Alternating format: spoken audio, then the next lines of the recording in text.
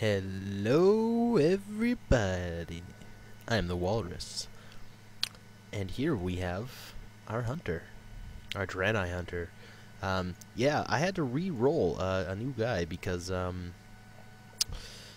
did I have to do it? Oh yeah, the last one was overtimed. It was 19 minutes, and I can only post a 15-minute episode on YouTube, so I am going to watch this clock. And when it gets to 1:34, I'm going to end the video, wherever I am. I gotta watch that clock.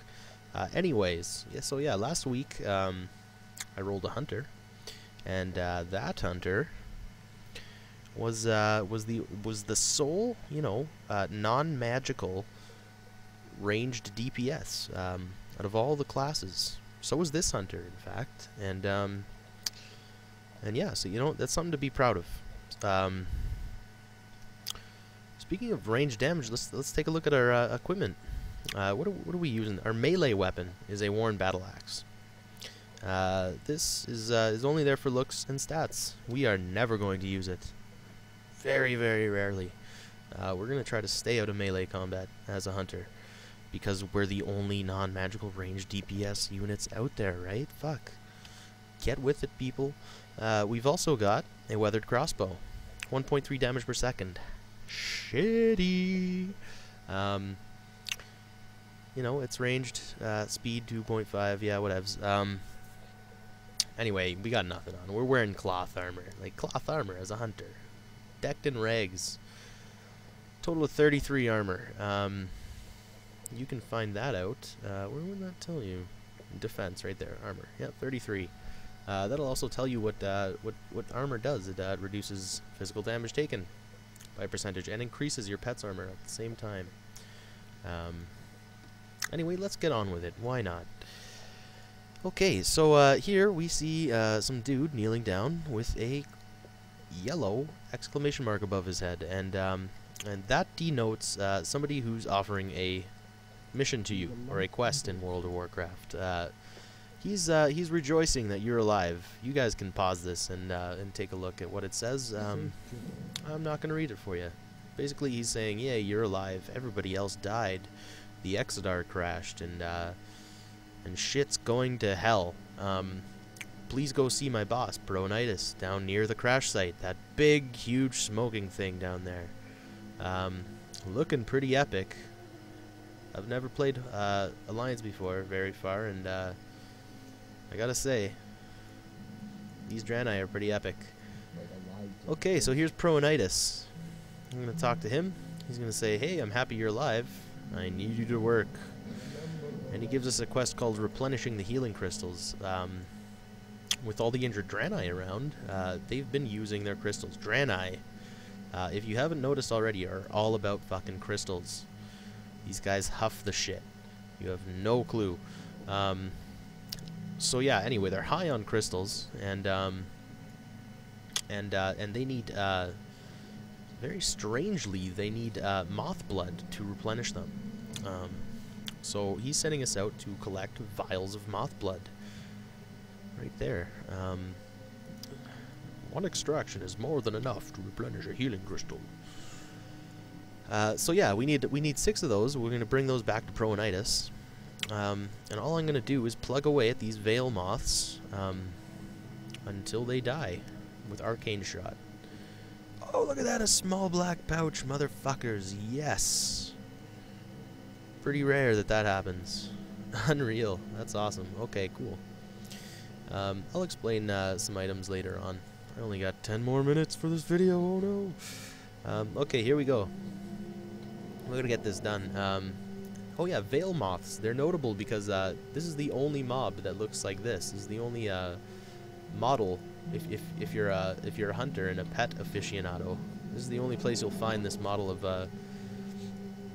moth. Until you're, I think it's low 60s when you're in Terracar Forest. There's a named mob there named Terramar or something like that. Terramoth, I don't know. And you'll have to look for him if you want this pet and you're, I don't know, level capped or something like that. Yeah, Terramoth is He's like level 62, level 63 or something like that. Anyway, we're going to come turn this quest back in. We got the 6 vials of moth blood. There you go. Recharge the healing crystals. And take our first gear upgrade. Salvage leather belt. It's actually leather, and it offers us 18 more armor, so we're going to take that. He offers us slippers too, but, you know, they're cloth, and we can't really wear mail yet. We will be able to at level 40. Boom! Level up. Woohoo! Okay, we're level 2. That means nothing to us yet. Okay, he's got another quest for us called Urgent Delivery. He's thankful, and he says he regrets that, you know, he had to kill a bunch of moths, you know, for the survival of Draenei, but that's exactly it. He doesn't want to die, so... Anyway, he tells us to take the package of bundles to Zaldun, the priest trainer. He says he can't teach us, but is there anything that we want? And we say, yes, we've got a bunch of shit for you to heal people with. And he's just like, awesome! Come back later, I need your help. And then you say, okay. And he's like, I can't teach you, what do you want? And you're like, dude. And he's just like, oh, yeah, okay. How about you go out and rescue a bunch of survivors for me? And that's when you say, aren't you the priest there, chief? And he says, yeah. But it's dangerous outside. That's why I need you to do it, Hunter. Anyway, you go outside and you see Pronitus offering another quest. And he tells you that there's this hot botanist down the road that needs some help. So, what else can you do, right? Except visit buxom botanist Terex. And she'll say, sweet, I needed some help. And offers you another quest called Volatile Mutations, telling you that there's a big problem because all these big purple crystals lying around everywhere have broken off of the ship as it was crashing. And you know, they've landed in the countryside, and they are actually spewing forth radiation and turning rabbits into little fucking crazy-ass mini pinkies from Doom. So we have to kill 8 of them for her. We'll loot them up.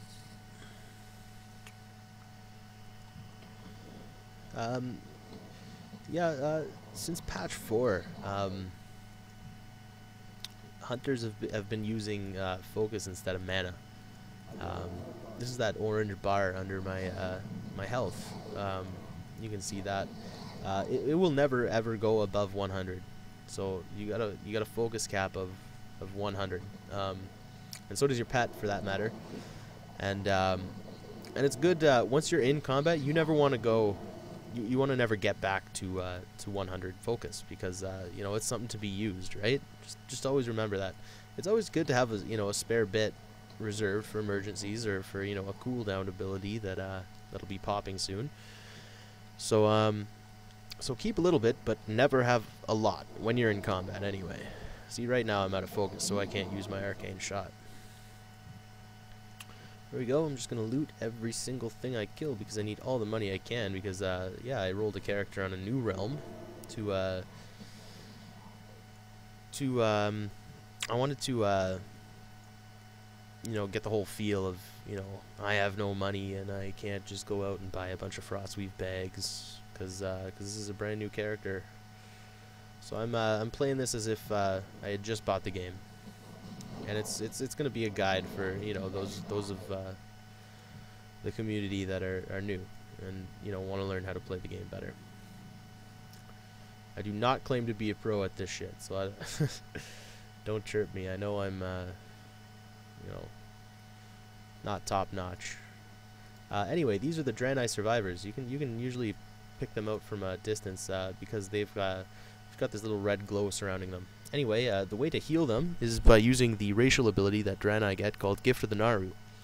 This is an ability that can heal a target, any ally, for 20% of their total health, and it does this over 15 seconds. So it's not a big boom right away. They get 20% of their health. It takes 15 seconds for all the health to come. Anyway, there we go. We heal the Draenei survivor. And as you can see, his health is slowly going up. And he's all happy. Look at that, though, eh? A blue symbol appears above your head after you use Gift of the Naru. And it's a fucking upside-down horde symbol, man. I swear to God. Talking to a guy who, has never played Alliance, plays the Horde, because the Horde is the shit. And even the Draenei know it.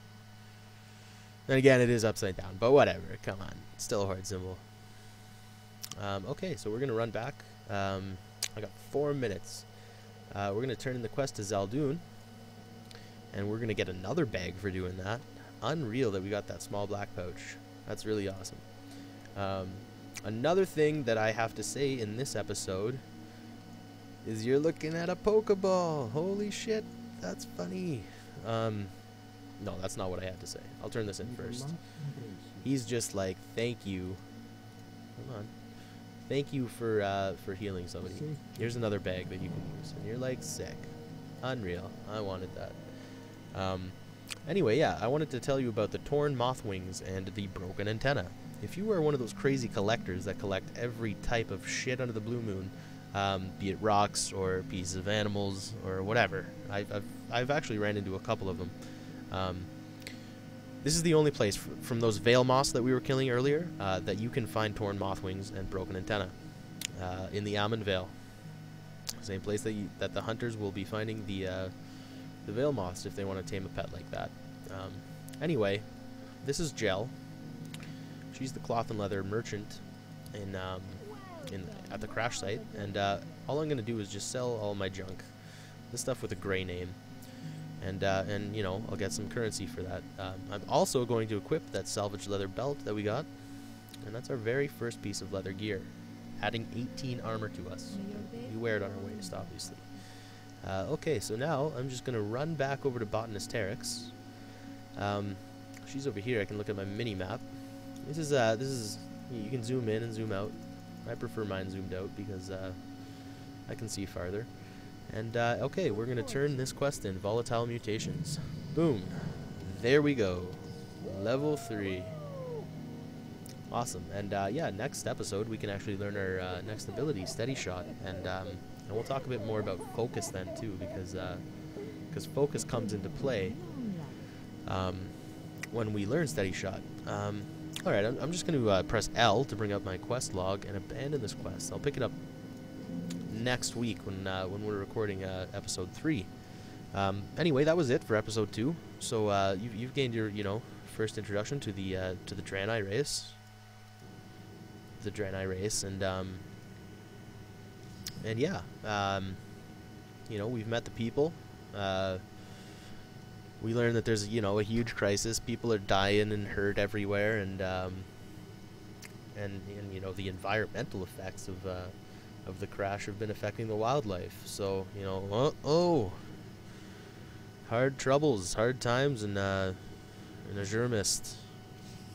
But then again, they don't even know that's what the place is called yet, right?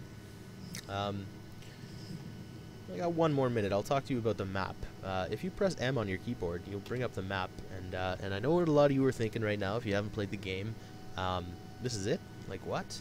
That's crazy. Like, I thought this game was huge. That's what I heard. That doesn't look too big. All I gotta do is right-click, and then you'll see that we're only on this tiny little fucking country, or little zone inside this huge place. It's actually humongous. And that's not all, actually. That's less than a third. There's also this continent, that continent, and Outlands, another continent. It's a huge world, so tons of gameplay in this game. I recommend that you guys grab it. It's a sweet game. You do have to pay for it, but whatever. Anyway, out of time. I will talk to you guys next week on episode 3. Peace out. I am the Walrus. Sleep.